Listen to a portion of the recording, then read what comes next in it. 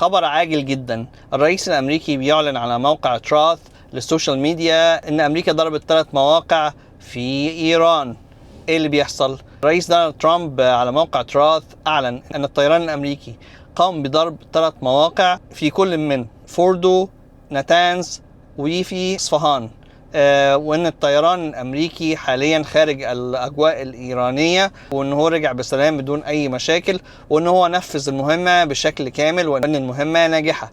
دي طبعا مواقع نوويه، فبالتالي هل فعلا تم تدمير المواقع النوويه الايرانيه بشكل كامل، ولا كانت مجرد ضربات موجعه للنظام هناك؟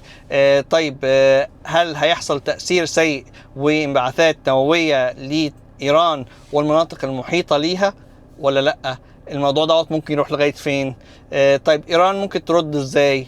وهترد على الهجوم الامريكي ازاي؟ هل هتضرب المناطق العسكريه الموجوده مثلا في الخليج العربي اللي تابعه لامريكا، ولا هتروح لمناطق تانية، ولا هتروح لمصالح امريكيه تانية، ولا هتعمل ايه؟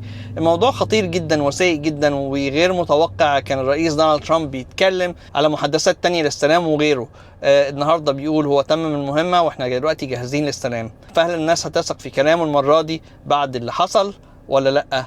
هل فعلا النظام الايراني الان بيقع وان الموضوع بقى سيء هناك، ولا الموضوع ليه صورة تانية؟ خلينا نشوف اللي هيحصل الأيام اللي جاية، هتبين الدنيا هتبقى عاملة ازاي. لكن التأثير السيء من الموضوع دوت على دول الخليج هيكون كبير.